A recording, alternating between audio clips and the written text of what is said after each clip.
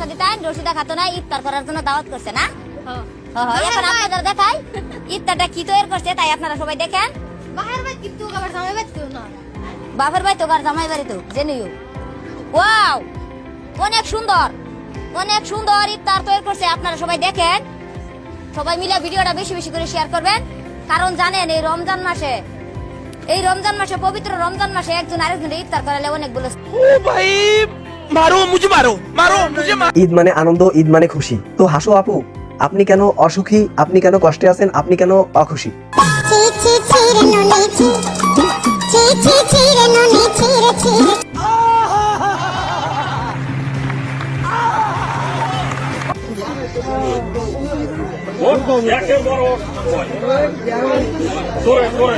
Time maintain করলে শরীর তুমি যাবে রে, টাইম মেনটেন করলে শরীর তুমি যাবে রে। তো এরকম শাস্তি দিলে আসলে চুরি বেড়ে যাবে বা প্রত্যেকদিন চুরি করবে। কারণ হলো এরকম চুরি করে যদি নিজের শরীর কন্ট্রোলে চলে আসে, ডায়েট কন্ট্রোলে চলে আসে, তাহলে এরকম চুরি কেনই বা করবে না? ওই কিরে, ওই কিরে, ওই কিরে, ওই কিরে, ওই কিরে, ওই কিরে, ওই কিরে, মধু মধু মধু, রসমালাই রসমালাই রসমালাই মধু। হাই হাই হাই, কিরে আপনারা কি চিনতে পেরেছেন? এই হচ্ছে আমাদের জাতীয় ভাবি রাফি ভাইয়ের স্ত্রী। কি বলছিস? আরে ভাই, সে কলাম একজন নিয়মিত টিকটকার, সবসময় টিকটক করে আর কি।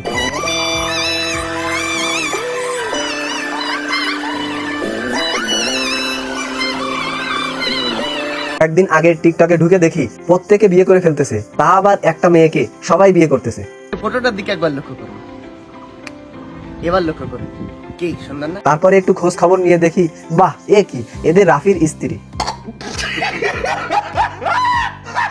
ওরে ভাই, আপনারা যে লাফালাফি করতেছেন, বিয়ে করার যে কি মজা, আপনারা কি এটা জানেন? এটা কি বোঝেন আপনারা? কেমন?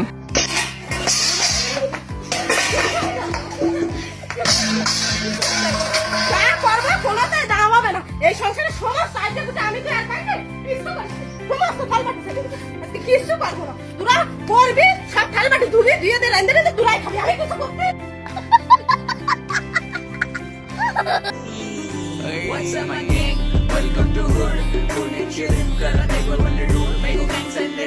হ্যালো।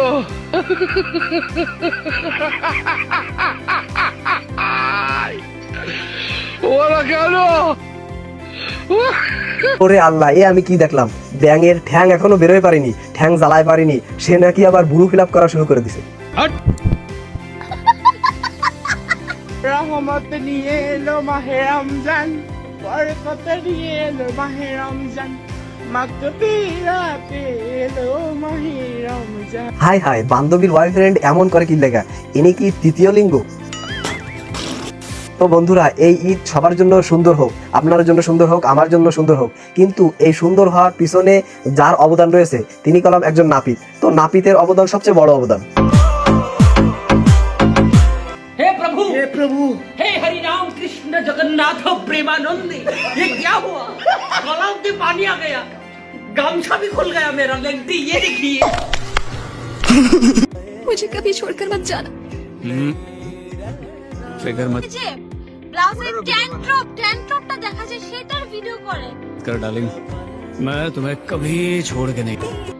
কি জামা পড়তেছে, জামা এমনি উঁচা করে এমনি পড়তেছে, ওইটার পর্যন্ত ভিডিও করে। আল্লাহ, কি একটা অবস্থা ভাই। তো বন্ধুরা, এই টিকটক মারানিরা এমন কিছু নেই করতে পারে না। যখন তারা ফেসবুক বা টিকটক থেকে হারিয়ে যায় বা পিছনে পড়ে যায়, ট্রেন্ডে আসার জন্য বা ভাইরাল আবারও আলোচনায় আসার জন্য তারা যে কোনো কিছু করতে পারে। তাদেরকে যদি বলা হয় যে তোরা দাঁড়ায় যা, তখন তারা দাঁড়ায়ও যাইতে পারে। আপনি যদি বলেন যে তুই বসে পড়, তাহলে সে বসেও পড়তে পারে। এমনকি আপনি যদি বলেন ওকে শুয়ে পড়তে, তাহলেও শুয়ে পড়বে। কোথায়? আর এই সমস্ত সব স্বভাব এই টিকটক মারানিদের ভিতরে বিদ্যমান।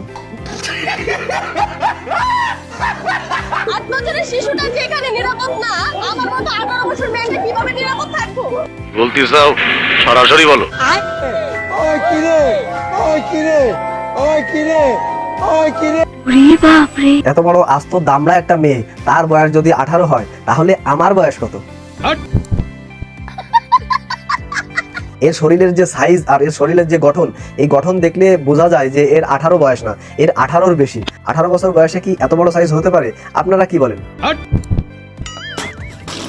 তো বন্ধুরা, আমাদের বাংলাদেশের কপাল খুলে গেছে, সকল মানুষের কপাল খুলে গেছে, কারণ আমাদের এই দেশে আমরা পেয়েছি জিন্দাওলি, যার কারণে আমাদের কপাল খুলে গেছে। হাতে যদি রাষ্ট্র দেওয়া হয় একদিনের জন্য, একদিন মানে কি 5 মিনিটের জন্য যদি আমার হাতে রাষ্ট্র দেওয়া হয়, আমি সুজলা সুফলা সোনার বাংলাদেশ গড়ে নেবো ইনশাল্লাহ।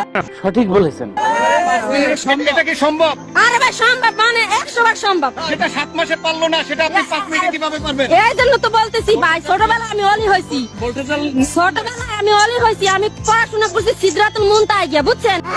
আবার তো পড়ালেখা করি নাই, আমি আখিরাতুল ল করছি, একেবারে লিগ্যাল অ্যাডভাইজার কোরআনের। আমি হাফেজ, মাওলানা, মুফতি, মুফাসসির, মুহাদ্দিস, মুহাজ্জির, তারপরে পিএইচডি করছি আজহার ইউনিভার্সিটিতে। আমি প্লেনে যাইনি কোরআনে, জেনে গেছি জিবরাইল আমার লয়ে গেছে। বুঝিনি, শুক্রবারে সব। এখানেও কি জিবরাইলের মাধ্যমে এসেছেন? আরে না, এটা বাস্তবে আছি আমি। এই হালার কিসমতি ফুটা, কারণ এ তার গার্লফ্রেন্ডকে কিস করতে যায়, গার্লফ্রেন্ডের মায়ের হাতের খেয়েছে গুতা।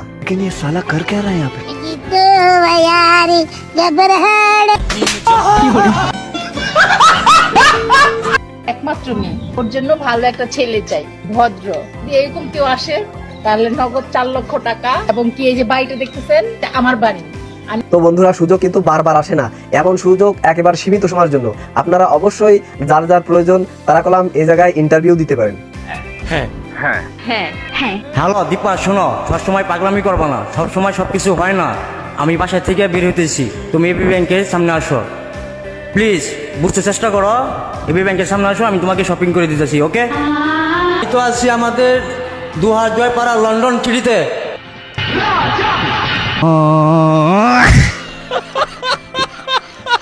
এই হালার পাশাই নেই মাংস, আবার নিজের নামটা রাখিছে দান বাক্স। বিশ্বাস করেন ভাই, বিদায় অনুষ্ঠানে মেয়েরা যে এমন সুন্দর করে কাঁদতে পারে, এটা আমি কোনোদিন কল্পনাও করতে পারিনি বা কোনোদিন ভাবতেও পারিনি, আমার কল্পনার বাইরে।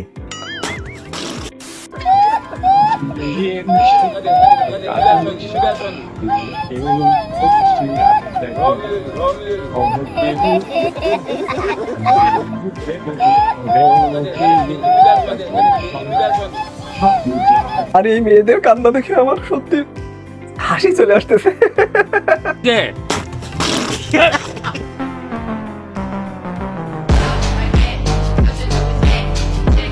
এই ভাতিজার শপিং ডান হয়েছে। এই সাথে সাথে আপনাদের কার কার শপিং ডান হয়েছে অবশ্যই কমেন্টসে জানাবেন। আসসালামু আলাইকুম আপু, আপনি হচ্ছে তো শাহবাগী, কেমন আছেন আপু? আপু আপনি কই থাকেন? বসুন্ধরা। তো আপু আপনি কি সবাই শাহবাগী বলে? আমি আপনার থেকে কিছু কোশ্চেন জানতে চাই, মানে হচ্ছে শাহবাগীদের সম্পর্কে মূলত। আচ্ছা, আগে আপনি ব্যাগ দিয়েই শুরু করি। আপনি হাতে দেখলাম একটা ব্যাগ, তো ব্যাগের মধ্যে হচ্ছে আপনি কি কি আছে আপু? ব্যাগের মধ্যে কি কি আছে? লিপস্টিক, আর কি আপু?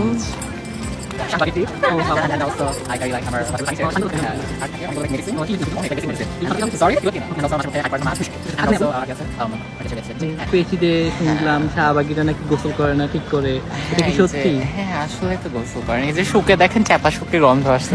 ভাই, এই শাহবাগীকে এত কিছু দিয়ে তো কনফার্ম করার দরকার নেই, মানে এত কিছু প্রশ্ন করা তো আসলে দরকারই নেই। এদের গা থেকে তো গন্ধ কয়, আপনি কিভাবে এত সময় এর কাছে দাঁড়িয়ে জিজ্ঞেস করতেছেন? এত সময় তো আপনার 5-7 বার বমি আসার কথা। আর এদের খাসলাত, এদের উঠা বসা, চলাফেরা বা এদের চাল চলন দেখলেই তো বোঝা যায় যে এরা শাহবাগী, এই মানে শাহবাগী।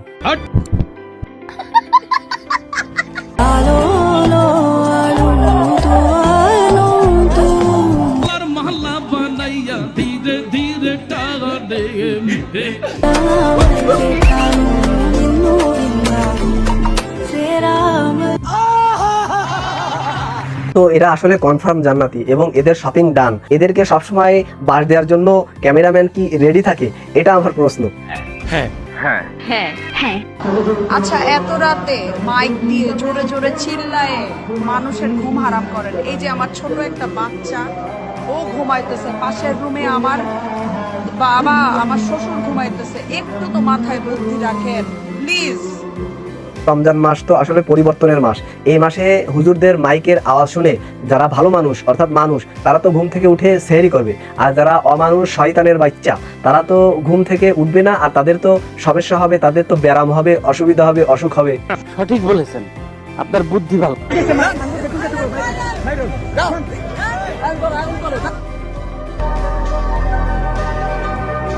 এনাকে এখান থেকে বের না করে যে ওখানে এসে ক্রাউডেড করতেছে, ভিড় করতেছে, জমজমাট করতেছে, তাকে আপনারা কেন বের করে দেন না? ওকে তো বের করে দেওয়া উচিত আগে। ফায়ার সার্ভিস খবর দেন, ফায়ার সার্ভিস। আগুন আগুন আগুন।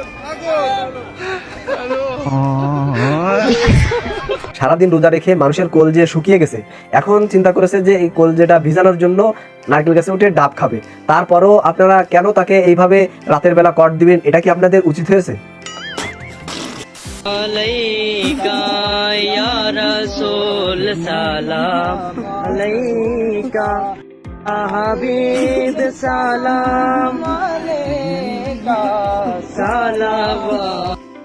কিভাবে ভণ্ডামি এবং কিভাবে প্রতারণা, কিভাবে ফাজলামি করা হচ্ছে।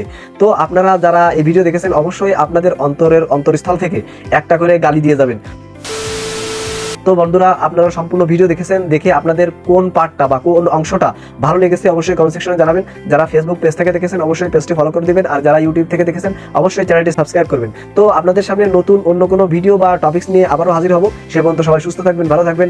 আল্লাহ হাফেজ।